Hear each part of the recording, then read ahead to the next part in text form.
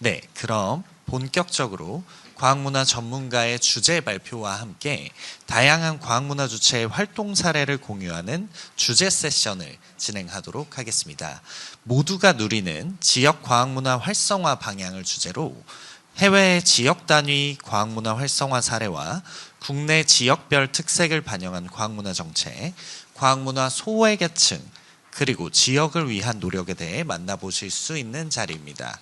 모두가 누리는 지역 과학문화 활성화 방향 주제 발제에는 대진대학교 공공인재법학과 최용전 교수님께서 지역 특화 과학문화의 글로벌 트렌드를 주제로 발표하시겠습니다. 그럼 최용전 교수님을 무대 위로 모시겠습니다. 방금 소개받은 대진대학교 법학과 최용전입니다. 반갑습니다. 저는 대학에서 법학 강의만 합니다. 전공은 주로 헌법, 경찰법, 행정법 강의를 하고 있는데 그 프랑스 제도를 좀 소개를 지역 문화 조직으로 소개를 해주시면 됩니다라고 얘기하셔가지고 그래서 제가 그 문화를 중심으로 그 조직을 중심으로 한번 PPT를 만들어봤습니다. 과학문화 활성화의 필요성 하고 그 뒤에 PPT 만들다 보니까 법이 너무 많이 들어가가지고 할 수 있는 제목을 하나 뽑았습니다. 별도로. 과학문화 활성화의 법적 근거. 그러면 과학문화 필요성 훨씬 더 잘 아실 거고 실천하고 계시니까 그냥 제목만 간단하게 보여드리고 넘어가겠습니다. 괜찮습니까? 국가의 과학기술의 수준이 국가 경쟁력을 결정한다. 저 이 문장 굉장히 좋아합니다. 그래서 우리 대학에서도 제가 맨날 좀 주제넘게 사람들 만날 때마다 우리 대학은 국방과학기술대학이 돼야 된다고 맨날 얘기하는데 아무도 귀담아 듣지 않습니다. 국가의 과학기술의 수준이 국가 경쟁력을 결정한다. 저는 그 미국의 과학기술의 수준과 스탠포드 대학을 보면서 이 문장을 너무 좋아하게 됐습니다.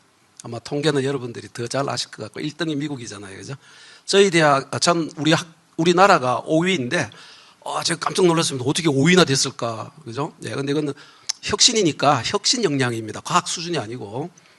그래서 제가 좋아하는 국방과학기술 수준을 한번 찾아보니까 역시 딱 9위입니다. 우리나라 경제력하고 거의 유사한 것 같습니다. 우리나라 경제력이 9위 됐다 10위 됐다 왔다 갔다 하잖아요. 그죠? 예, 그래서 역시 과학기술은 그 나라의 수준이다. 예, 그래서 우리나라 그 과학기술을 굉장히 많이 끌어올려야 된다는 생각을 가지고 있습니다. 요 역사는 과학창의재단 50년사에 보면 너무나 상세하게 잘 나와 있고 저는 주로 그 국가법령정보센터에 들어가서 과학기술이라는 핵심 키워드 넣어가지고 도출하니까 이렇게 나오더라고요. 그래서 내용들을 이제 조금 여기 과학기술 문화 창달이라는 용어, 과학기술 문화 창달에 초점을 맞춰서 뽑았습니다. 아마 책자 참고하시면 혹시나 어디 다른 논문 쓰실 때 아마 조금 도움이 될 것 같습니다. 굉장히 법이 많죠. 그죠? 여기 이제 가장 올해 개정한 법들입니다. 그죠? 저는 깜짝 놀랐습니다. 양자기술산업법이 만들어졌더라고요. 이번에 검색하면서 알았습니다. 저는 양자기술에 대해서 이해하려고 무진작 노력을 하는데 아직도 잘 이해는 안 되고 있습니다.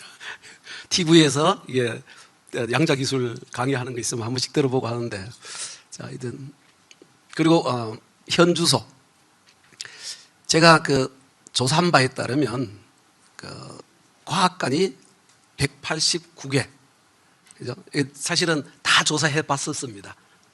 해본 것이고, 그리고 여기 박물관 873개, 미술관 251개, 도서관 1043개, 작은 도서관 6,000개 했는데 이걸 왜 제가 표시해놨냐면 우리는 이런 것을 분법주의라 그럽니다. 분법주의라는 것은 법이 나눠져 있다는 뜻입니다. 그래서 제가 여기에다가 비판하는 내용을 쓰고 싶지 않은데 우리나라 국민들이나 과학자들은 대체로 체계화되어 있는 걸 좋아합니다. 근데 이 법이 체계화가 안 돼 있어요. 그래서 만약에 과학기술 문화 활성화법이 나온다면 아마 이 법들을 총괄해서 체계화시키면 우리나라 아마 과학기술이 좀 더 잘 발달되지 않을까라고 생각을 합니다. 프랑스 과학기술 산업문화센터라고 있습니다. 우리나라는 거점센터라고 좀 유사하게 되어 있는데 차이점이 있다면 프랑스 CCSTI는 자발적 조직입니다. 자발적 조직이 만들어지면서 이제 헌장을 만들어 가지고 국가에서 CCSTI 헌장을 만들어 가지고 국가협회를 만들었습니다. 그러니까 우리로 친다면 시군대에 있던 이렇게 센터들이 모여가지고 도 단위의 센터를 만들고 도 단위의 센터가 국가 차원의 센터를 만드는데 자발적인 자율적인 조직으로 만들어졌다는 것이죠. 지금 우리나라에서는 대부분이 다 업다운 방식이잖아요, 그죠? 예, 탑다운 방식이잖아요, 그죠? 근데 우리 앞에 하셨던 박사님 말씀하셨듯이 이제 자발적인 조직들이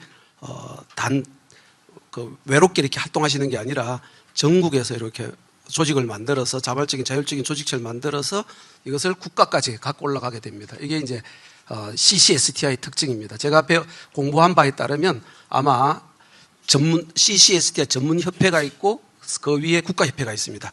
그래서 CCSTI끼리 모여서 지역별로 지역 전문협회를 만들고 지역 전문협회가 다시 또 국가협회를 만들어 가지고 특징은 자율적이라는 겁니다. 자율적이고 이게 특별한 그 조직을 필요로 하는 게 아니라 가상적인 조직, 추상적 조직으로서 실질적으로는 뭐 박물관이나 도서관 안에서 활동하시는 분들이 이 조직을 만들어 가지고 이것을 민주주의 방식으로 만들어 올린 겁니다. 미국 거대 유나이티드 스테이트가 만들어지듯이 타운에서부터 시작해서 이렇게 만들어진 게 아주 특징입니다. 예. 그래서 우리가 뭐 배워야 될 점이라 그러면 자율적인 지역 과학기술 문화가 활성화돼야 되겠다. 그 활성화된 결정체가 프랑스에서는 CCSTI가 아닐까 저는 이제 이렇게 공부를 했었습니다. 혹시 뭐 더 상세한 내용들은 아마 제 책에 한 60페이지 정도 만들어 놨으니까 유의물 참고하시면 대단히 고맙겠습니다. 감사합니다. 네, 이어서 지역의 인프라와 연계한 과학문화를 주제로 충북과학문화 거점센터 운영 총괄을 맡고 계신 박병준 센터장님께서 발표하시겠습니다. 무대 위로 모시도록 하겠습니다.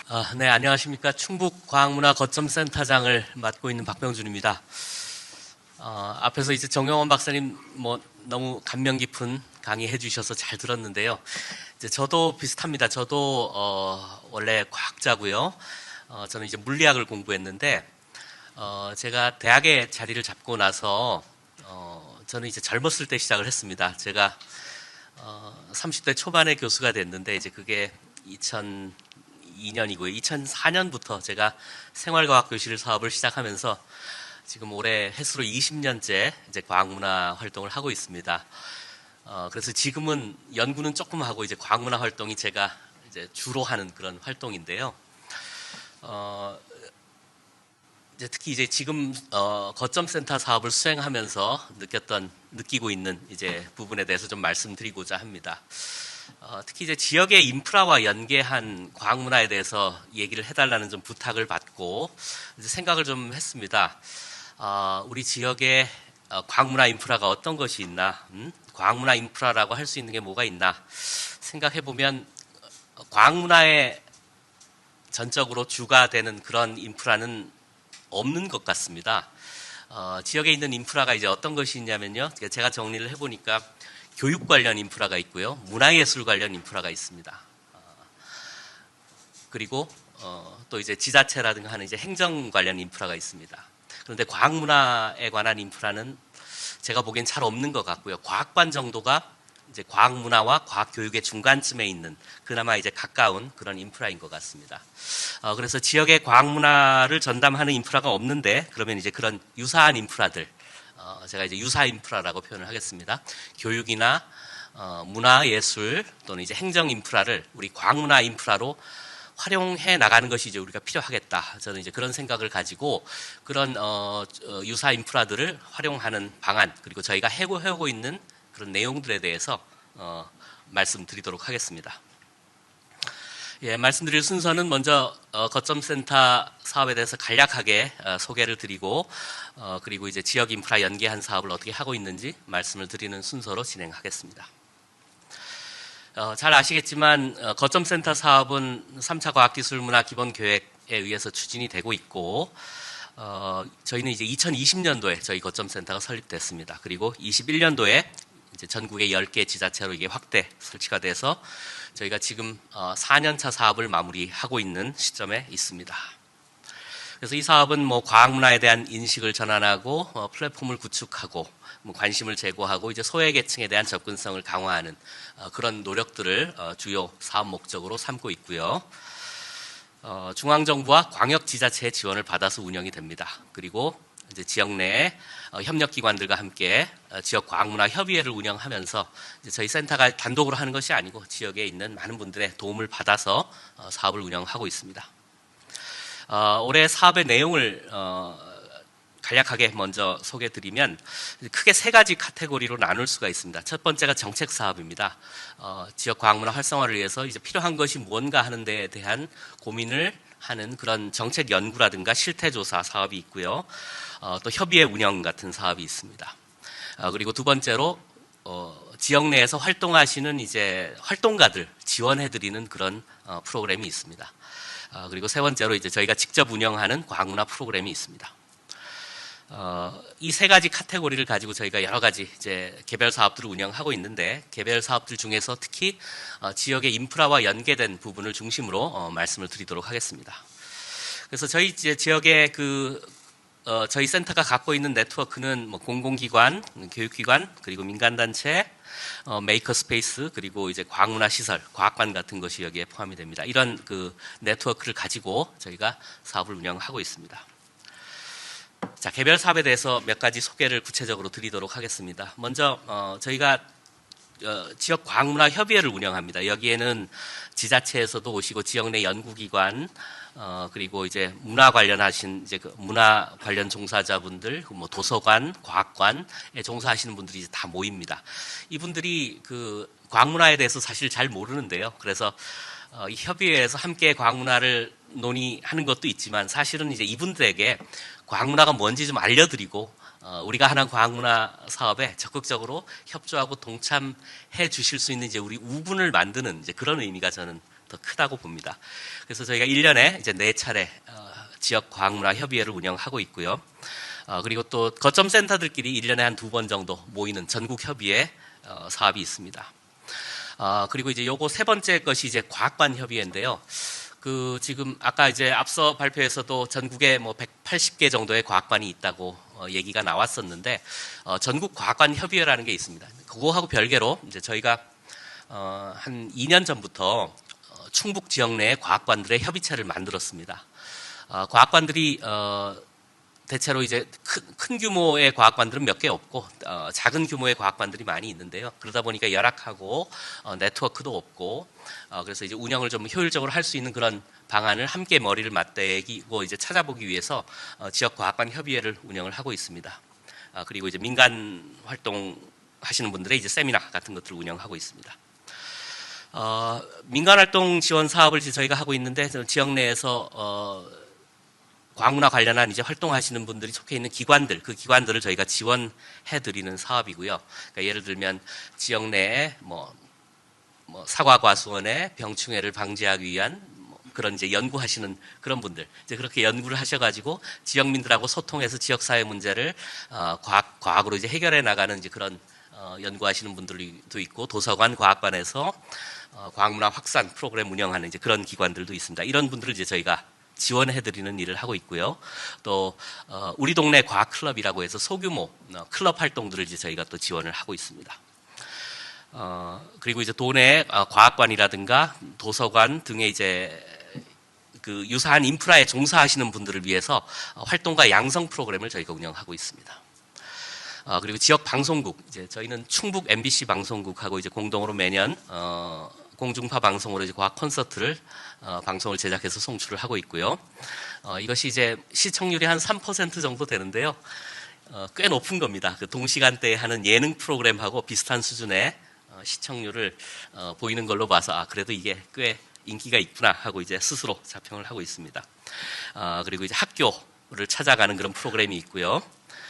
그리고 지역 내 그 유치원 연합회하고 이제 저희가 공동으로 하는 사업이 또 있습니다. 그래서 유치원들을 찾아가거나 유치원들이 모이는 행사, 그리고 이제 그 교육청하고 같이 하는 사업이 있고요.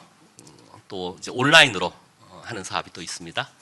그리고 이제 지자체에서 하는 행사에 저희가 함께 그 지자체에서 과학문화에 대해서 이해도가 없으시고 관심도 별로 없으신데 지역 축제를 활성화하는 데 관심이 있으세요. 그래서 지역 축제에 컨텐츠를 다변화하는 측면에서 과학문화에 대해서 관심이 좀 있으십니다. 그 부분이 이제 접점이 돼서 저희가 함께 과학문화 확산 사업을 하고 있습니다. 역시 이제 마찬가지고요. 그리고 이제 지역 내에 그 한국과학기술단체 총연합회 충북지회가 있습니다. 여기에 은퇴과학기술인들도 많이 계시고 이분들하고 같이 과학 강연 프로그램 진행하고 있습니다. 그리고 교육청과 함께 이제 청소년 페임랩 대회를 매년 개최하고 있고요. 또 과학축제 그리고 이제 지역 요거는 이제 도청하고 교육청하고 저희하고 함께 추진하는 사업인데 지역 산업 연계된 분야에 이제 과학 캠프를 운영하는 사업입니다. 그리고 이 지역 우리 지역 안에 이제 그 여러 가지 자연 과학 자원들이 있습니다. 이런 부분들에 대해서 지역의 사진 작가 분들 중에 과학 기술에 관심 있는 분들을 이제 저희가 섭외를 해서 과학에 대한 설명까지 곁들여서 이제 저희가 과학문화 달력을 만들고 있습니다. 그래서 이 달력을 배포하면서 이 달력에는 이제 멋진 사진도 있지만 거기에 과학기술에 대한 내용 설명도 포함되어 있습니다. 그래서 이런 것도 이제 한번 과학문화 활성화할 수 있는 좋은 아이디어가 되겠다 해서 추진을 하고 있습니다. 예, 마무리하겠습니다. 저희가 과학문화 관련 인프라, 본격적인 인프라는 없지만 주변에 여러 가지 이제 있는 인프라, 교육 인프라, 행정 인프라, 도서관 뭐 이런 것들을 이제 저희 과학문화를 확산할 수 있는 거점으로 확대해 나가는 이제 그런 노력들을 이제 저희가 하고 있고 저희뿐만 아니라 전국의 10개 거점에서 다 그런 일을 하고 계신 걸로 알고 있습니다. 그래서 이런 부분들이 앞으로 더 확대되면 거점센터 단독으로 할 수 없는 그런 의미 있는 일들이 많이 이루어질 거라고 생각합니다. 감사합니다. 지역 내 기관들과 연계해서요, 과학문화 활성화를 위해서 다채로운 프로그램들을 진행한 사례를 확인할 수 있었습니다. 그럼 계속해서 지역 내 고른 과학문화 확산 노력을 주제로 상록 청소년 수련관 이은주 팀장님께서 발표하시겠습니다. 무대 위로 모시도록 하겠습니다. 네, 안녕하십니까. 저희 상록 청소년 수련관 대덕과학관에서 열심히 과학문화 활동에 힘쓰고 있는 이은주라고 합니다. 지역 내 고른 과학문화 확산 노력에 대해서 상록 청소년 수련관 어떻게 보면 청소년 수련 시설이거든요. 청소년 수련 시설은 청소년 육성에 관련된 일을 하는 건데 왜 과학문화를 하지? 라고 약간 의아해하시는 분들이 계실 것 같아요. 근데 어떻게 보면 제가 이 발표를 마칠 시간에는 우리 지역에도 저런 곳이 있었으면 좋겠다. 저렇게 민간이 주도해서 지자체에서 함께 해주는 그런 사례들이 많이 모아졌으면 좋겠다라는 좀 긍정적인 네, 좀 그런 마음들이 생겼으면 좋겠다는 마음에 제가 발표를 시작하도록 하겠습니다. 말씀드린 저는 상록 청소년 수련관에서 일을 하고 있고요. 네, 상록 청소년 수련관에 대해서 잠깐 말씀드리도록 하겠습니다. 저희 상록 청소년 수련관에는 이곳 동그라미 빨간 곳에 아주 작은 시설이 하나 있습니다. 이 시설의 이름은 대덕과학관입니다. 조금 전에 이제 박사님께서 말씀해 주셨지만 전국에 189개의 과학관이 있다고 했는데 저희는 과학관으로 정식 등록되어 있는 과학관은 아닙니다. 저희는 처음에 이 대덕과학관은 대덕과학탐구학습관이라고 하는 이름으로 개관을 했고요. 시민들이 이곳을 찾아올 때마다 그냥 과학관이라고 부르셨어요. 전시물이 있는 것도 아니고 전시품이 있는 것도 아니고 그냥 과학관이라고 불러주셨어요. 그래서 2019년도에 설명하기 너무 힘들다. 그냥 과학관이라고 이름을 바꾸자. 혹시 법령에 위반이 될까요, 교수님? 아닌가요? 그렇다면 계속 과학관이라고 써도 되겠죠. 네. 대덕과학관 같은 경우에는 왜 대덕과학관이냐? 대덕연구단지하고 관련이 전혀 없습니다. 대전하고도 전혀 관련이 없어요. 대덕과학관은 아마 아시는 분은 아실 겁니다. 네, 우리나라의 PCB 기판을 최초로 국내화 시켜서 기업을 운영하셨던 고 김덕희 회장님께서 우리나라 대한민국 국가의 경쟁력은 과학기술에서부터 비롯되는 것이며 과학기술은 인재를 만들어내는 것부터가 시작이다라고 말씀을 주셨습니다. 그래서 2006년도에 사재 8억 정도를 들여서 정말 공사하는 기간 내내 정말 하루도 빠지지 않고 그 공사 현장으로 오셔서 감독을 하셨다고 합니다. 그래서 회사보다 더 많이 그 공사 현장에 계셨다고 하는 풍문을 제가 들었고요. 네, 그래서 그런 마음에 사람을 잘 길러내 보자라고 하는 마음에 사재를 들여서 이렇게 민간이 먼저 주도를 해서 이런 교육 시설을 만들어서 기부 체납한 시설이 바로 대덕과학관입니다. 대덕과학관은 되게 작은 규모입니다. 저희 내부 직원들께서는 뭐라고 이야기를 하냐면 작지만 강한 대한민국 최고의 과학관이라고 말을 합니다. 시설은 총 2층으로 구성이 되어 있고요. 1층은 앞서 말씀드린 것처럼 과학관 등록 요건에 해당되는 전시물은 한 점도 없습니다. 모두 다 교육시설로만 구성이 되어 있고요. 2층은 돔 영상관 플라네타리움으로 구성되어 있습니다. 그래서 연간 저희가 이 시설을 이용하는 친구들이 또는 저희가 제공하는 컨텐츠를 이용하는 시민의 수가 작년에 10만을 넘으셨습니다.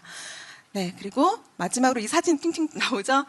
그 10만이 넘는 이 시민을 대면하고 직접 컨텐츠를 만들고 운영하고 있는 직원의 수는 총 5명입니다. 이 5명의 인건비는 저희 시에서 현재 지원을 해주고 있습니다. 그렇다면 이 대덕과학관은 언제부터 운영되었느냐? 저희 시에서는 언제부터 이런 활동이 진행되고 있었냐를 보시면 네, 2006년부터 시작입니다. 2006년 대덕과학탐구학습관, 지금의 대덕과학관이 개관함으로써 사실 처음부터 이게 순탄하게 이런 활동이나 이런 사업들이 진행되지는 못했습니다. 왜냐하면 지자체에서도 아니 과학은 학교에서 배우는 건데 하다못해 교육지원청에서도 아니 니네가 왜 과학을 해? 과학은 학교의 교과목인데? 라는 인식이 되게 많이 있었기 때문에 이걸 타개하기 위해서 한국과학창의재단에 정말 많은 제안서를 제출했었고 PT를 받아서 네, 생과실이라고 하는 귀한 사업을 저희가 유치하게 되었고요. 그다음에 지금은 경기도에서 하고 있는 경기도 사업들 이렇게 다른 기관 도나 또는 이제 중앙 부처에서 하는 사업들을 저희가 프로포즈를 해서 그 사업을 선정됨으로써 저희가 사업을 좀 크게 가져갈 수 있었고요. 뿐만 아니라 제가 이곳에서 2007년부터 일을 시작했었거든요. 그때 당시에는 저희 지역에는 과학 캠프 일절 없었습니다. 과학축제 그게 뭐야? 라고 하는 반응이었습니다. 근데 감사하게도 2015년부터 저희가 2008년도에 저희 수련관 앞마당에서 예산 200만 원으로 시작했던 과학축제 사업이 2015년에는 시 사업으로 승격이 돼서 지금은 그래도 안정적인 예산 2억을 매년마다 지원을 받아서 운영을 하고 있습니다. 그러면 지금까지 시가 궁금하지 않습니까? 대전하고 전혀 상관이 없다. 네. 대충 감이 오실 수도 있으실 거예요. 네, 저희는 안산시를 중심으로 해서 이런 사업들을 펼치고 있습니다. 안산시에서 가장 큰 규모로 하고 있고요. 네, 광명, 수원, 하남 이게 올해 저희가 진행했던 지역이고요. 예전에는 안성, 이천, 평택, 성남 네, 정말 많은 지역에서 진행을 하고 있죠. 네, 근데 저희가 아무래도 시의 인건비를 받다 보니 타 지역에서 요구는 많지만 저희가 거기까지 다 커버하지 못하는 부분은 조금 네, 양해 부탁드리겠습니다. 더불어서 코로나라고 하는 시점이 있어서 저희가 온라인에서도 이런 활동들을 전개하고 있습니다. 안산시 같은 경우에는 제가 김정희 회장님 생전에 그런 부분을 여쭤본 적이 있어요. 뭐 대덕전자라고 하면 물론 기반이 안산시를 기반으로 해서 기업이 유치가 있지만 안산시뿐만 아니라 다른 지역에도 충분히 이런 시설을 세워서 또는 다른 지역에 더 많은 예산을 지원해서 하실 수가 있는데 왜 안산에 이렇게 세우셨어요?라고 한번 여쭌 적이 있었습니다. 회장님께서 하시는 말씀이 안산은 제조업 기반 도시야. 제조업은 뭐니 해도 기술력이야. 내가 회사를 해보니 연구 인력이 없어. 애들이 대학을 가더라도 공부를 안 해. 그거는 어렸을 때부터 경험을 하지 못해서야. 라는 말씀을 주셨습니다. 안산 같은 경우에는 현재 단일 지역에 가장 많은 국가에 이제 등록되어 있는 그 인원이 포집되어 있으니까 거주하고 있는 그 원곡동이라고 하는 곳이 있고요. 그래서 뭐 다문화 사업 이런 것도 시범적으로 운영을 했지만 사실 안산 같은 경우에는 그게 별로 의미가 없는 예를 들어서 한 클래스에 27명, 25명에서 7명 정도 되는 한 클래스 교실 안에 보면 아이들이 최소 이주 배경 청소년들이 1명에서 2명, 많게는 뭐 1명을 제외하고 모두가 다 이주 배경 청소년인 경우도 상당히 많거든요. 그래서 그런 의미가 없는 그리고 제조업 기반이기 때문에 생산 노동자 가정을 많이 이루고 있는 그런 형태입니다. 그래서 저희가 그들을 대상으로 해서 어떤 사업을 펼칠 수 있을까, 그들에게 이런 과학이라는 게 무엇이며 얼마나 할 수 있는가 부분에 대해서 되게 많이 노력을 하려고 하고 있습니다. 그래서 2006년 9월 개관한 것부터 해서 올해 10월 기준으로 했을 때 저희 시설에서 제공한 컨텐츠, 그다음에 저희 시설을 이용하신 분들이 83만 명이 넘습니다. 이건 실제 저희와 1대1로 이 눈을 마주치면서 함께했던 분들이고요. 저희는 자긍심을 갖고 있습니다. 이렇게 많은 인원수를 우리가 기억하면서 사업을 진행한 시설이 있을까, 기관이 있을까 했었을 때 자신 있게 저희는 저희가 있습니다라고 말씀드릴 수 있을 것 같습니다. 그러면 저희는 이런 사업을 할 때 어떤 사업을 대표적으로 하고 있느냐, 크게 두 가지 사업에 대해 말씀드리겠습니다. 첫 번째는 안산시 생활과학교실이고요. 두 번째는 안산 사이언스밸리 과학축제입니다. 앞서서도 잠깐 말씀드렸지만 일단 예산이 부족해서 도전을 했었지만 지금은 이 사업이 없으면 저희 시설이 무너질 것 같은 느낌이 듭니다. 2019년부터 2023년까지 저희가 생과실만 한 4,500회 이상을 진행을 했고요. 여기서 수혜자는 저희가 수료한 인원을 말씀드리는 겁니다. 28,000여 명이 넘습니다. 안산 사이언스밸리 과학축제 같은 경우에도 3개의 기관이 공동 주관하는 형태는 뒤에서 잠깐 말씀드리겠지만 아마 대한민국에서 유일하지 않을까라는 생각이 듭니다. 최고 관람객은 2022년도에 6만 5천 명분이 다녀가셨습니다. 안산시 생활과학교실 부분부터 먼저 말씀드리겠습니다. 생과실 같은 경우에는요, 이 사업 자체가 청소년을 먼저 기초를 해서 시작했기 때문에 청소년을 대상으로 사업이 진행이 되고요. 특히나 저희는 코로나 2022년부터 이후에는 청년과 가족을 대상으로 해서 프로그램 운영하고 있습니다. 즉 아동 청소년부터 실버까지 생활 속에서 과학을 아시는 모든 분을 대상으로 진행을 하고 있고요. 네, 프로그램은 보시는 것과 같습니다. 제가 많이 마음을 갖고 있는 게 저희가 2006년부터 대덕과학관을 운영했다고 말씀드렸잖아요. 그 시절에 초등학교 때 친구들이 지금은 성장하여 다시 저희 과학관을 찾아주고 있습니다. 그 친구들과 같이 소외지역, 그다음에 도서 벽지를 찾아가는 과학유랑단 사업을 참 마음 깊게 진행하고 있습니다. 더불어서 사이언스밸리 과학축제 같은 경우는 앞서 말씀드린 200만 원 예산으로 해서 지금은 어디에 내놔도 손색 없는 그런 과학축제를 하고 있고요. 매년마다 이렇게 많은 기관과 지역에서 자발적으로 참여를 해주고 계십니다. 당연히 연초에 연락드리면 당연히 안산은 가야죠. 저희가 안 가면 누가 갑니까? 라고 먼저 말씀을 해주고 계십니다. 그럼 이런 것들은 어떻게 진행을 하고 있느냐? 저는 매년마다 변화와 성장하는 콘텐츠를 만들기 위해 노력하고 있습니다. 함께 노력해 주시는 분들이 계시고요. 더불어서 힘이 되어주는 기관과 기업이 있습니다. 저희는 좀 자랑스럽게 말하는 것 중에 이겁니다. 보시면 출연연, 그다음에 재단, 그다음 민간 기업 여기 표지하는 하지 않은 올해 아이스크림을 제공해주는 빙그레, 우유를 제공해주는 메일료, 된장학교에 운영할 때 된장을 지원해주시는 샘표 등등 사기업들이 많이 참여를 해주고 계십니다. 즉 이 기업들과 기관과 연계할 때에는 그래도 요즘에 방향이 많이 바뀌었잖아요. ESG 활동이 많이 활성화되고 있기 때문에 거기와 접목해서 많은 사업들을 진행하고 있고요. 처음에는 외판원 같은 취급을 좀 받기도 했어요. 네, 하지만 지금은 당연하죠. 함께 해야죠. 라는 게 많은 문화가 바뀌었구나. 우리가 정말 과학 문화를 많이 알리고 있구나라는 생각을 하고 있습니다. 그럼 너희는 왜 이 일을 해? 쉽지 않은 일인 것 같죠. 어떤 분은 그러십니다. 저를 봤을 때 참 이 팀장 밑에서 일하는 직원들은 고생이 많아. 너무 일을 많이 시킨대요. 저 어쩌면 신고당할지도 모른다고 걱정해 주시는 분들도 계십니다. 제가 이 일을 이렇게 하고 있는 거는 크게 두 가지가 있습니다. 하나는 기부 체납자의 뜻이 있습니다. 그리고 두 번째는 share with, 과학으로 나누고 싶고요. 과학으로 함께하고 싶습니다. 네, 이상 발표를 마치겠습니다. 감사합니다. 그럼 계속해서 지역 간 과학문화 격차 해소 노력을 주제로 한국과학창의재단 재혜린 선임님께서 발표하시겠습니다. 네, 큰 박수 부탁드립니다. 네. 안녕하세요. 한국과학창의재단에서 과학문화 바우처 사업 담당하고 있는 재혜린입니다. 저는 이제 과학문화 바우처 사업을 통해서 지역 내 또는 지역 간의 과학문화 격차 해소를 위해서 이제 저희가 좀 올해 시범격으로 운영한 사례들이 있는데 그런 사례들 중심으로 간단하게 발표해드리도록 하겠습니다. 네, 이제 발표 순서는 다음과 같고요.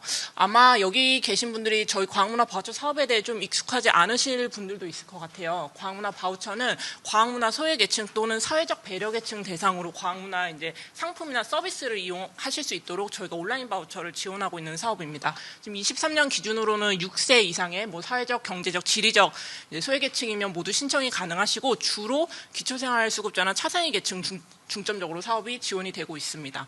저희가 이제 1인당 5만 원의 온라인 포인트를 지원을 하고 있는데 저희가 이제 뒤에 소개를 해드리겠지만 올해는 이제 과학문화 바우처 전용 쇼핑몰을 오픈을 하였습니다. 그래서 그 쇼핑몰에 올라가 있는 과학 공연이라던가 전시 체험, 교육, 교구, 도서 같은 이제 과학 관련 상품들을 일반 상용몰에서 사용하시는 것처럼 똑같이 이용하신 다음에 서비스를 제공하고 있습니다.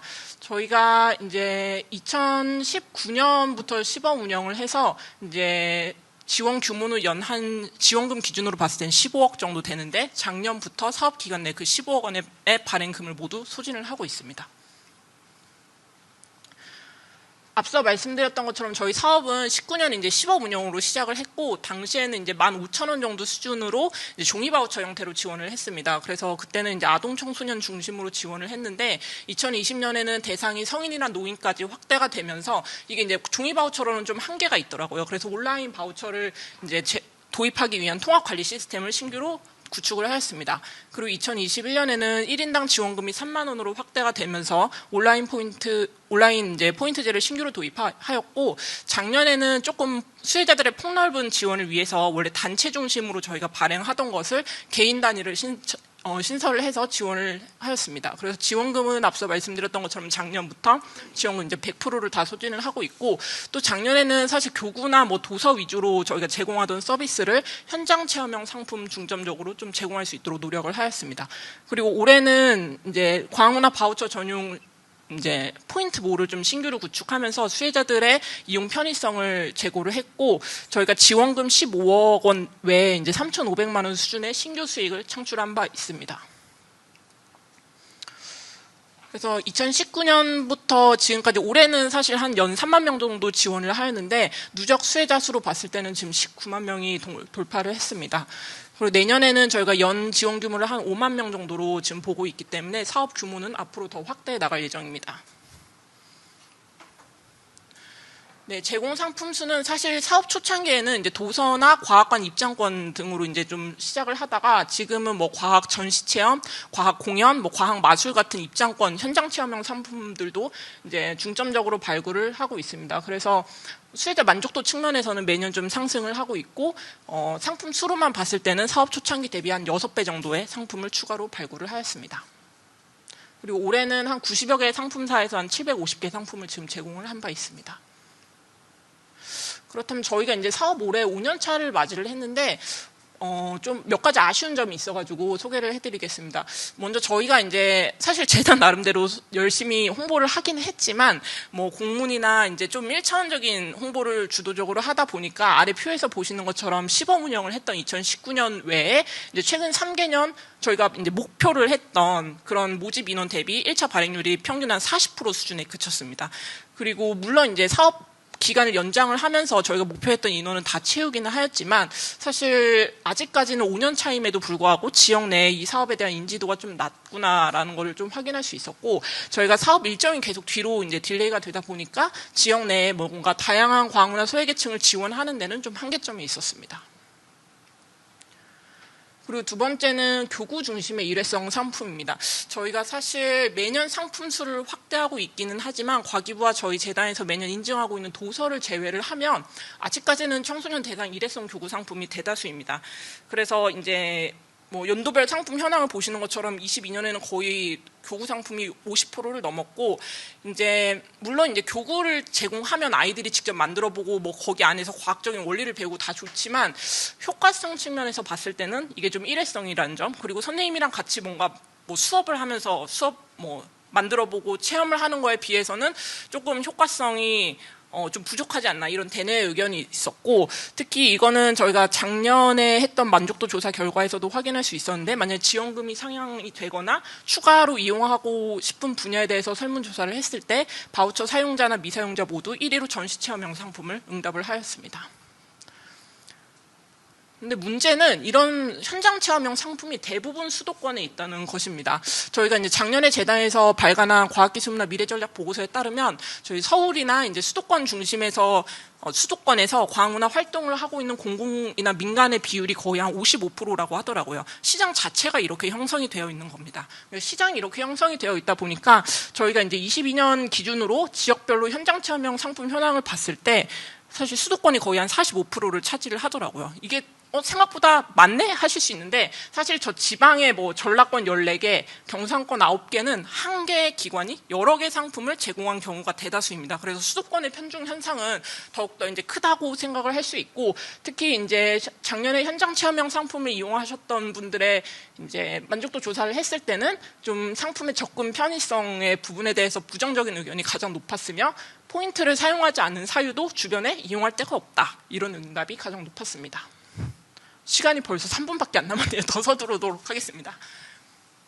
그래서 저희가 이제 과학문화 바우처 사업을 통해서 지역이라는 키워드를 가지고 올해 어떻게 이제 운영을 했나 좀 간단하게 소개를 해드릴 텐데, 먼저 지역 내 인지도 강화입니다. 저희가 이제 재단 중심으로 좀 홍보를 했던 것을 전국 거점 네트워크를 가지고 있는 기관과 협력을 해서 과학문화 바우처 사업 설명회를 진행을 했는데, 뭐 한국 아동권리 보장원이라던가 아니면 한국 아동 뭐 협회 아니면 지자체 등과 좀 긴밀하게 협조를 해서 저희가 사업 연초에 사업 설명회를 좀 굉장히 강화해서 진행을 한 바 있고, 저희 재단 안에 이미 생활과학 교실이나 지역과학문화 거점센터, 뭐 교육기부 같은 지역 기반 사업이 있기 때문에 수혜자 모집할 때도 그런 부분에 대해서 많은 협조를 받았습니다. 그리고 이제 대한민국 과학 축제가 올해 이제 지방에서 개최가 됐습니다. 대전에서 개최가 됐는데 그때 또 마침 이제 수혜자 모집 기간이기도 했고 해서 저희가 이제 바우처 사업 같이 나가서 대국민 홍보를 좀 추진한 바가 있고, 이런 좀 노력 결과 올해는 목표로 3만 명을 좀 지원을 하려고 했었는데 접수가 6만 7천 명, 한 2배 넘게 접수가 들어왔습니다. 그래서 아무래도 이제 수혜자가 많다 보니까 그 안에서 선정 기준 내에 지역별 좀 배분을 저희가 할 수 있었고, 또 저희가 체감하기로 그 지역 현장에서 이 사업을 신청하기 위해 저희 쪽으로 문의하시는 양도 체감할 수 있을 정도로 굉장히 많았습니다. 네, 두 번째로는 이제 지역 내 과학문화 확산입니다. 저희가 아무래도 교구 중심의 상품이 있다 보니까 그런 좀 교구를 그럼 효과적으로 지역 내 확산을 해보자라는 취지로 시작을 했고, 저희가 이제 과학문화 바우처 교구를 활용한 초등용 과학 원리 아니면 실험 교육 프로그램을 신규로 기획을 하였습니다. 이미 생활과학교실에서 우수 강사진이 계시기 때문에 그런 우수 강사진께서 직접 프로그램 지도안이나 교재 개발을 십종해 주셨고, 뭐 탄소 중립이라던가 아니면 뭐 지구과학 이런 과학 분야의 프로그램을 개발을 해주셔서 전북이나 세종 지역에 가서 이제 시범 운영을 하였습니다. 이게 수치상으로는 적을 수 있는데 저희가 이제 본 사업을 생활과학 교실이랑 연계해서 지역 내 과학문화 확산을 할 수 있다는 좀 긍정적인 사례를 확인할 수 있었습니다. 그리고 이제 지역 간 격차 해소를 위해서 저희가 바우처 사업에서 좀 수도권 중심으로 운영되고 있던 우수한 현장 체험 프로그램을 발굴을 하였습니다. 그래서 이제 과학 공연이라던가 과학 마술 프로그램을 들고 이제 과학 인프라가 좀 부족한 강원도 정선, 충북 음성, 경남 합천 주민 대상으로 찾아가는 과학문화 바우처 사업을 올해 이제 시범으로 운영을 하였고, 한 6회 정도 운영을 했을 때 한 490여 명이 수혜를 받았습니다. 그리고 만족도 자체는 87점으로 좀 높은 수준이었고, 이 행사 전체적으로 운영할 때 이제 공연장이나 이런 부분 다 지자체의 협조를 받아가지고 무상으로 지원이 되었습니다. 그리고 이 프로그램은 이제 복권기금 사례로 선정이 돼서 바로 어제 이제 MBC 행복드림에서 방영을 했는데, 사실 영상을 준비했지만 시간 관계상 유튜브에서 찾아보시면 될 것 같습니다. 네, 마지막 슬라이드입니다. 사실 과학문화 바우처 사업은 이게 지금까지 지역이랑 뭔가 했다기보다 앞으로 지역과 할 게 많은 사업입니다. 먼저 저희가 이제 지역 거점센터랑 연계해서 소외 지역이나 이런 것들을 좀 발굴할 때 뭐 추천을 받는다거나 아니면 법적으로 그 경계선상에 있는 지역 안에 뭔가 좀 인프라가 부족한 지역이 있을 것 같습니다. 그런 기관을 발굴을 할 때 거점센터랑 같이 좀 협력을 할 계획이고, 올해 시범으로 운영했던 과학문화 바우처, 찾아가는 과학문화 바우처 사업을 좀 이제 본격적으로 운영을 해서 고품질의 체험형 상품을 지역에 확산하는 데 노력을 하겠습니다. 그리고 이제 생활과학교실이나 지역 거점센터랑 연계해서 뭐 장애인, 다문화, 조성가족 이렇게 좀 특수 계층의 맞춤형 콘텐츠를 제공할 수 있도록 노력을 하겠고, 지역 기반의 여러 가지 공사립과학관, 민간기업, 박물관 등과 좀 긴밀하게 협조를 해서 저희가 지역의 현장 체험형 상품이 없다라는 한계를 좀 극복하기 위해서 노력을 하겠습니다. 그리고 이제 이건 사실 중장기적인 얘기인데, 저희 재단 예산, 과기부 예산뿐만 아니라 지자체 대응 자금을 마련해가지고 뭐 그 지역 대상으로 바우처를 추가를 발행하는 등 이렇게 좀 사업 규모를 확대해 나갈 수 있도록 노력을 하겠습니다. 네, 제 발표는 여기까지고, 사실 내년에 바우처 사업이 확대가 되면서 여기 계신 분들이 모두 관심을 가지고 참여를 해주시면 콘텐츠가 좀 풍부해질 것 같습니다. 앞으로도 많은 관심과 참여 부탁드리겠습니다. 감사합니다. 네, 재린선우님 감사합니다. 과학문화 바우처가 워낙 취지가 좋은 사업이다 보니 누적 수혜자 수가 점점 더 늘어서 과학문화 격차가 해소되었으면 좋겠습니다. 재린선임님 발표까지 모두가 누리는 지역 과학문화 활성화 방향을 주제로 준비된 세션 1의 발표를 모두 마쳤습니다. 제가 세션 1의 발표를 들어보니까요, 앞으로 지역 단위의 과학문화 활동과 확산의 노력이 전 국민의 과학문화 향유와 과학기술의 필요성에 대한 공감대 형성에 많은 기여를 해줄 것으로 기대됩니다. 발표에 수고해 주신 세션 1의 모든 연사분들께 다시 한번 박수를 부탁드리겠습니다.